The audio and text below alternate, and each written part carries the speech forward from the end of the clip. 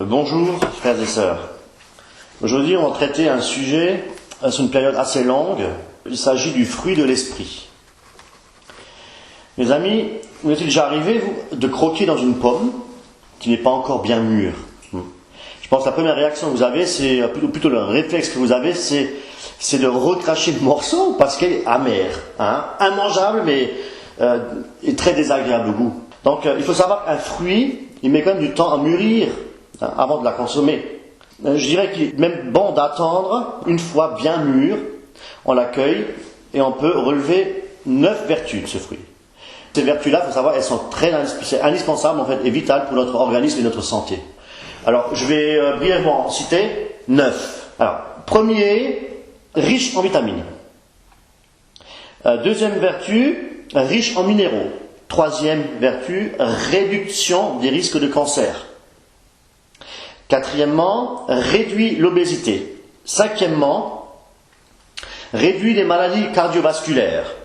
Sixièmement, bénéfique aussi pour la circulation du sang. Septièmement, efficace contre le cholestérol. Huitièmement, régénération des cellules. Et neuvièmement, élimination des toxines. Eh bien mes chers amis, dans la parole de Dieu, on nous parle aussi des fruits, mais les fruits de l'esprit. Combien de vertus au total? Est-ce que vous le savez? 9 également, qui sont aussi indispensables pour notre corps, pour notre âme et notre esprit. Pour refléter quoi? Les caractères de Jésus-Christ dans notre vie, de tous les jours. Tournez avec moi, s'il vous plaît, dans Galates 5, verset 22. Donc, nous lisons, mais le fruit de l'esprit, c'est l'amour, la joie, la paix, la patience, la bonté, la bénignité, la fidélité, la douceur et la tempérance. Ok? Donc 9 qualités, 9 vertus on a ici. Donc nous allons maintenant nous focaliser notre attention uniquement sur les 3 premières qualités du fruit. Mes amis, il faut bien savoir, notez aussi que le fruit d'esprit est au singulier. Vous voyez? Le fruit, on dit bien le fruit de l'esprit. C'est assez curieux parce qu'il y a tout de même 9 vertus et on parle du fruit et non des fruits de l'esprit. Écoutez, il y a une explication à ça. On peut comparer, si vous voulez, le fruit de l'esprit à une grappe de raisin. La grappe, c'est une unité, mais elle porte plusieurs grains de raisin. Maintenant, on peut transposer ça sur le plan spirituel. Le fruit d'esprit, c'est aussi une unité qui contient plusieurs vertus ou qualités, on peut appeler ça comme ça. Souvenez-vous tout à l'heure, je vous ai parlé de la pomme amère qui n'était pas mûre.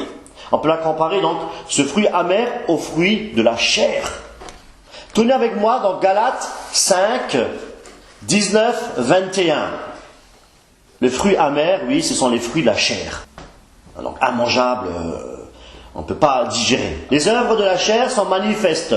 Ce sont l'impudicité, l'impureté, la dissolution, l'idolâtrie, la magie, les inimitiés, les querelles, les jalousies, les animosités, les disputes, les divisions, les sectes, l'envie, l'ivrognerie, les excès de table et les choses semblables. Je vous dis d'avance, comme je l'ai déjà dit, que ceux qui commettent de telles choses n'hériteront point le royaume de Dieu.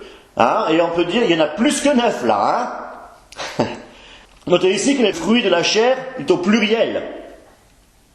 On peut y voir pour provoquer la division par l'esprit du mal et non l'unité du fruit de l'esprit qui émane de notre Père, Dieu. On revient à l'amour. C'est la première qualité du fruit de l'esprit. Alors, mais de quel amour s'agit-il? On peut comparer l'amour du monde et l'amour de Dieu. C'est ce que nous allons faire maintenant. Comparer l'amour du monde et l'amour de notre Père. Il y a 3 notions déjà pour désigner l'amour.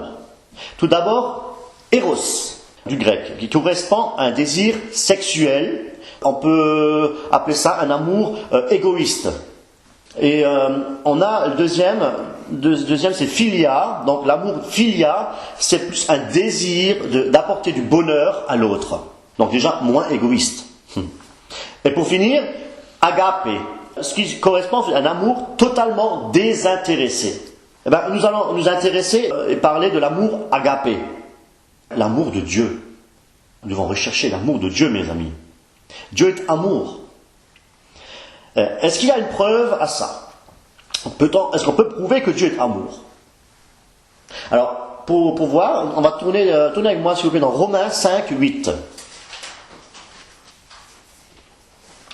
Nous lisons, « Mais Dieu prouve son amour envers nous, en ce que, lorsque nous étions encore des pécheurs, Christ est mort pour nous. »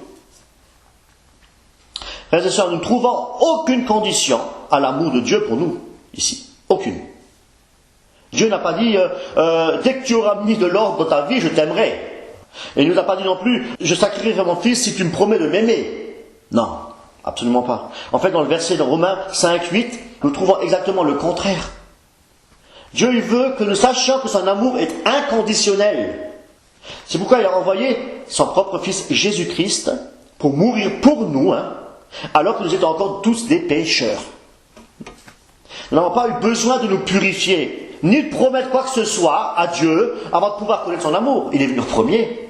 Comment Dieu nous demande-t-il de l'aimer? Comment Dieu nous demande-t-il d'aimer? Pour nous, les hommes qui sommes mariés, tournez avec moi dans Éphésiens 5, 25. Marie, aimez vos femmes comme Christ a aimé l'Église et s'est livré lui-même pour elle. Aïe, aïe, aïe. J'avoue que j'ai énormément de travail pour ma part. Beaucoup de travail. C'est pas facile. En plus de ça, nous savons tous que l'homme ne fonctionne pas de la même manière que la femme. C'est différent, c'est très différent. Mais nous devons obéir au Seigneur. Nous voulons obéir au Seigneur parce que nous l'aimons, parce qu'il nous aime. Pensez-vous que Dieu, notre Père Céleste, se force à nous aimer? Sincèrement? Je suppose que vous avez la réponse déjà. Non, Dieu, il est amour, avec un grand aha. Eh bien, mes amis, nous aussi, si nous aimons notre épouse, nous ne nous forçons pas. On ne se force pas à aimer notre épouse. C'est une joie, un vrai partage, un plaisir. Et puis il faut aussi savoir, pas oublier non plus que Dieu nous a créés libres. Et si nous aimons, c'est parce que Dieu nous a aimés le premier. Je le répète, c'est important. Et à partir de là, notre épouse nous aimera et nous respectera également. Je parle ici, naturellement, d'un couple qui est obéissant et puis qui est soumis aussi au Seigneur pour former qu'une seule chair. Mes amis, nous ne sommes pas sous la loi. Ce n'est pas un commandement. Marie, aimez vos femmes, comme si nous forçaient et mettiez un fardeau sous nos pieds. Non, mes amis, non, ce n'est pas ça, aimer. C'est pas ça. Il est dit dans Éphésiens, ne cherchez pas, je vous le lis comme ça. Il est dit dans Éphésiens 5, 31, c'est pourquoi l'homme quittera son père et sa mère, s'attachera à sa femme, et les deux deviendront une seule chair. Parce qu'ils sont obligés? Non, parce qu'ils s'aiment. Parce qu'ils s'aiment. Jésus-Christ et le Père font qu'un. Font que un. Dieu est amour, Christ est amour. Vous comprenez? Dans Matthieu 19, 6, ainsi ils ne sont plus deux, mais ils sont une seule chair. Que l'homme donc ne sépare pas ce que Dieu a uni. C'est pourquoi Paul aussi nous invite à rechercher l'amour, si on en a passé, l'amour de Dieu, pas l'amour du monde. Et de quelle manière? Tout simplement en recherchant une relation sincère, personnelle aussi avec notre Père Céleste. Il veut tellement communiquer avec nous, Dieu. Il nous aime. Nous avons affaire ici à un Dieu vivant, mes amis. Vous ne voulez pas, vous, être aussi remplis de sa présence? Vous ne voulez pas être remplis de l'amour de Dieu? Sincèrement?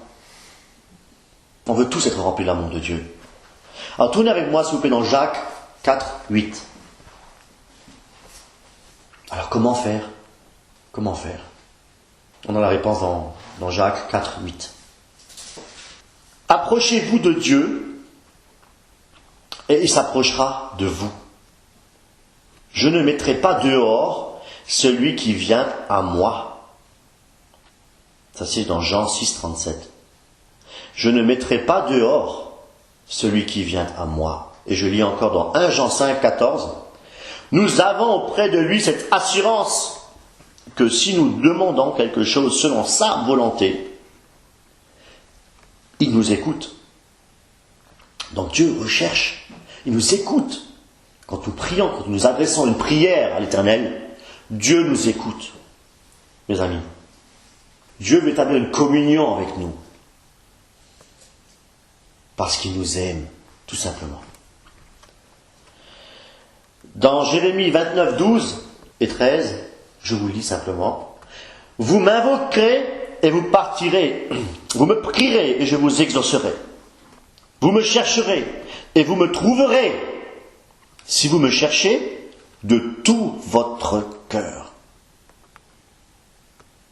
Il y a une condition. Il y a une condition. Si vous me cherchez de tout votre cœur. Mes amis, Dieu est amour. Dieu, sa qualité, l'attribut de Dieu, c'est amour. Si vous n'avez pas la joie et la paix et son amour, et si vous êtes un chrétien, on va dire dimanche, venir à l'église toute la semaine, on ne se soucie pas de chercher la présence, la face de Dieu, et on vient dimanche à l'église pour entendre la parole de Dieu, sans une réelle communion avec notre Père, toute la semaine, ce sont les chrétiens du dimanche, pardonnez-moi du terme, mais c'est la vérité. Nous ne voulons pas être un chrétien du dimanche. C'est un chrétien triste, c'est un chrétien qui n'a pas la joie et la paix en lui. Et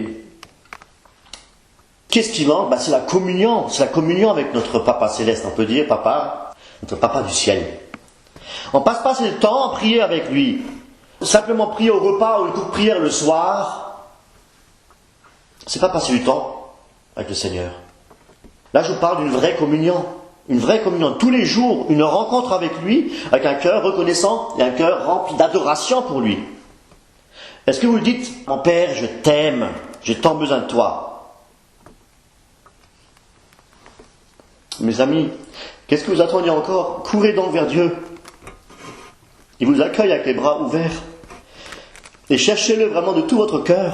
Et se laissera trouver sa parole. Dieu ne ment pas. Sa parole est vraie. C'est pas moi qui le dis, c'est Dieu qui le dit. C'est Dieu qui dit sa parole.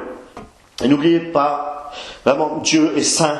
Donc approchez aussi vous de Dieu avec les cœurs purifiés d'une mauvaise conscience. On trouve ça dans Hébreux 10, 22. Approchez-vous, le corps lavé d'une eau pure.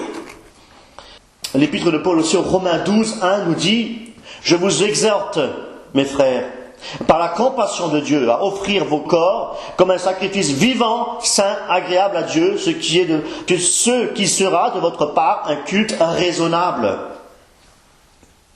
Mes amis, Dieu nous aime, c'est notre papa d'amour. Pensez-vous que Jésus-Christ est mort en vain sur la croix de Golgotha ? Toutes les souffrances qu'il a endurées. Pensez-vous que c'est en vain qu'il s'est laissé mourir sur la croix ?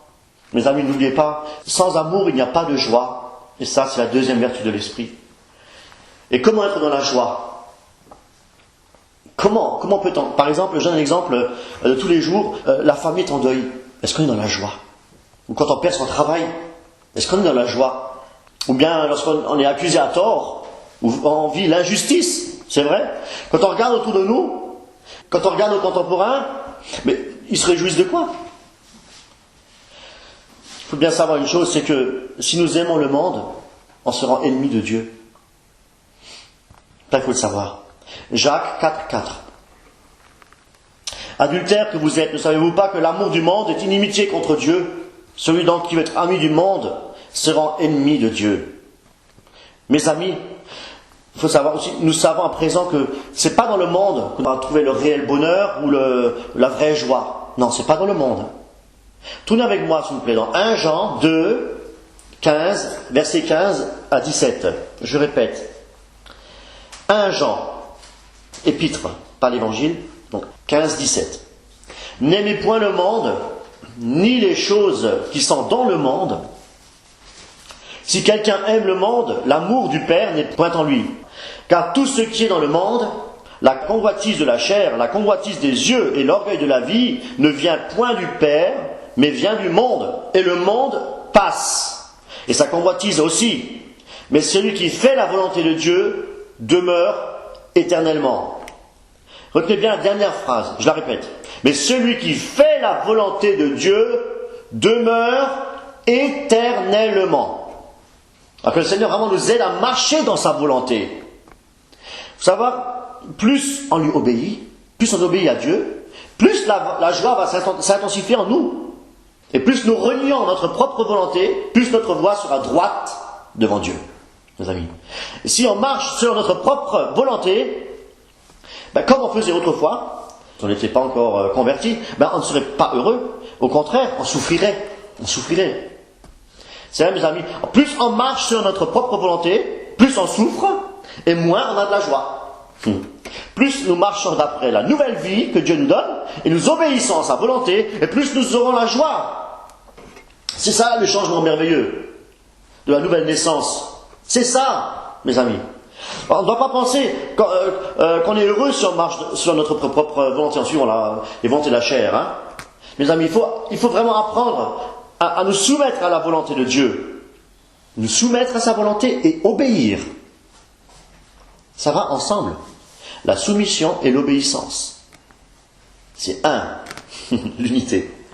La joie chrétienne, elle vient en obéissant à la volonté de Dieu, et non en marchant sur sa propre volonté. Il est dit dans Néhémie 8, chapitre 8, verset 10, « La joie de l'Éternel est votre force. » Puis Jésus dit aussi dans Jean 15, 11, « Je vous ai parlé ainsi afin que ma joie soit en vous et que votre joie soit complète. » Jean 15, verset 11. Hein. Mais, mes amis, prions vraiment Dieu de nous donner, de nous communiquer vraiment cette joie de son Fils Jésus-Christ dans nos cœurs. Jésus-Christ, il est vivant. Mes amis, il est vivant, Christ. La joie de Dieu, c'est quoi? Notre destin. Dieu, il est joyeux, il est heureux, il est béni. Mais Christ, il est dans la gloire à la droite du Père. Et en lui, nous sommes vraiment déjà maintenant, et nous le serons pleinement. Nous le serons pleinement, mes amis. Là, je voudrais citer encore des passages de la Bible qui parlent de la joie et du bonheur. Dans 1 Thessaloniciens 5, chapitre 5, verset 16, « Soyez toujours joyeux ». Dans Actes 13, 52, les disciples étaient remplis de joie et du Saint-Esprit. 1 Thessaloniciens 1, verset 6, « Et vous-même, vous avez été mes imitateurs et ceux du Seigneur, en recevant la parole au milieu de beaucoup de tribulations, avec la joie du Saint-Esprit. » Frères et sœurs, c'est une bonne chose d'être heureux et d'avoir de la joie en Christ. Mais il faut savoir aussi pourquoi. Pourquoi? Seigneur nous demande d'être heureux, d'avoir la joie. Christ est dans la joie, la gloire. Mais pourquoi? Il faut savoir pourquoi. Christ veut qu'on soit heureux. Pourquoi? Aimer Dieu, lui obéir, lui être fidèle. Ça nous remplit de joie, c'est vrai, mais il y a bien plus que ça, mes amis. Il y a bien plus que ça. Et là, je vais vous montrer un troisième passage dans la parole de Dieu. Ça nous parle de la joie. Alors, c'est dans Colossiens 3, 4. « Quand Christ, votre vie, paraîtra, alors vous paraîtrez aussi avec lui dans la gloire. » Dans la gloire. Un autre passage, dans Luc 10, chapitre 10, verset 20. « Réjouissez-vous de ce que vos noms sont inscrits dans les cieux. » Voilà pourquoi nous devons nous réjouir. Nous paraîtrons avec Christ dans la gloire. Nos noms sont inscrits dans les cieux. Nous devons nous réjouir. Nous ne faisons plus partie de ce monde. Nous sommes dans le monde. Mais notre patrie céleste, elle est là-haut. Vers Dieu. Nous allons quitter cette terre un jour. Nous aurons des comptes à rendre, c'est vrai. Mais notre patrie céleste, elle est là-haut. Dans Apocalypse 21, j'ai le verset 1 à 7. « Puis je vis un nouveau ciel et une nouvelle terre, car le premier ciel et la première terre avaient disparu et la mer n'était plus.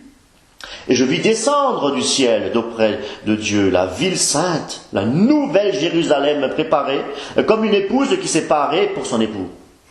Et j'entendis du trône une voix forte qui disait « Voici le tabernacle de Dieu avec les hommes.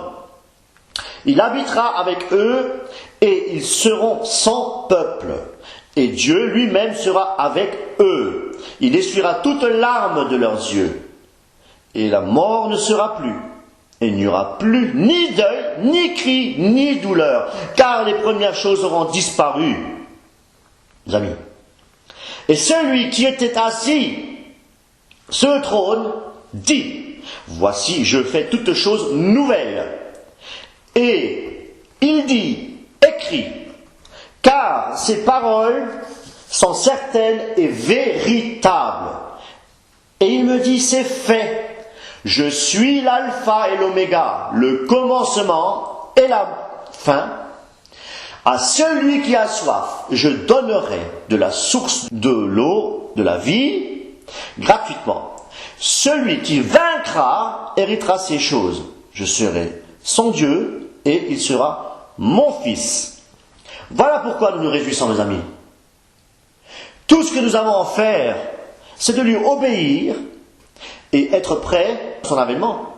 Nous ne savons pas quand Christ vient. Les anges ne le savent pas non plus. Le Père seul enverra son Fils, Jésus-Christ.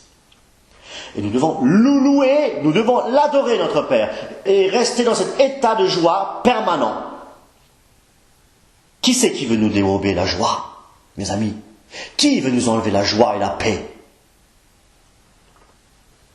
Vous savez très bien de qui je parle. Ne l'oubliez pas, frères et sœurs, nous avons tout pleinement en lui. À lui soit la gloire. Si nous sommes dans la joie, nous connaissons aussi la paix. La paix de Dieu. C'est la troisième vertu du fruit de l'esprit. Je vais lire brièvement dans Jean 14, 27. Je vous laisse la paix, je vous donne ma paix. Je ne vous donne pas comme le monde donne, que votre cœur ne se trouble point et ne s'alarme point. Vous voyez, nous ne devons ni être troublés, ni nous inquiéter. Tournez avec moi dans Matthieu 6, versets 19 à 34. Ne vous inquiétez donc point et ne dites pas, que mangeons-nous? Que boirons-nous? De quoi serons-nous vêtus? Car toutes ces choses, ce sont les païens qui les recherchent. Votre Père céleste sait que vous en avez besoin. Cherchez premièrement le royaume et la justice de Dieu, et toutes ces choses vous seront données par-dessus. Ne vous inquiétez donc pas du lendemain, car le lendemain aura soin de lui-même. À chaque jour suffit sa peine. Dieu nous donne sa paix, à condition aussi que nous fassions la paix avec lui. Nous déchargeons nos fardeaux pesants qu'on appelle péché. Christ nous invite aussi à nous détourner de nos mauvaises voies. Ce qui est important de savoir, mes amis, c'est que la paix avec Dieu, c'est le résultat de quoi? De sa grâce pour notre justification. Par le pardon de nos péchés. Je vais lire dans Romains 5, versets 1 à 2. Étant donc justifiés par la foi, nous avons la paix avec Dieu par notre Seigneur Jésus-Christ, à qui nous devons d'avoir eu par la foi accès à cette grâce, dans laquelle nous demeurons fermes et nous nous glorifions dans l'espérance de la gloire de Dieu.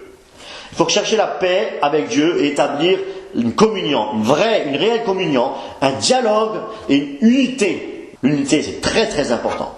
Se réconcilier, c'est pour nous approcher de lui. Notre Père Céleste, pour que aussi nos prières soient exaucées. Se réconcilier avec Dieu, c'est, je dirais, important aussi pour avoir la vie éternelle. Vraiment, soyons en paix avec lui, mes amis. Soyons vraiment en paix. Je lirai dans Colossiens 1, 20. Dieu a voulu par Jésus-Christ réconcilier tout avec lui-même, tant ce qui est sur la terre que ce qui est dans les cieux, en faisant la paix par lui, par le sang de sa croix. Et pour finir, Philippiens, chapitre 4, versets 6 et 7. Prenez s'il vous plaît. Lisez avec moi. Philippiens, chapitre 4, versets 6 et 7.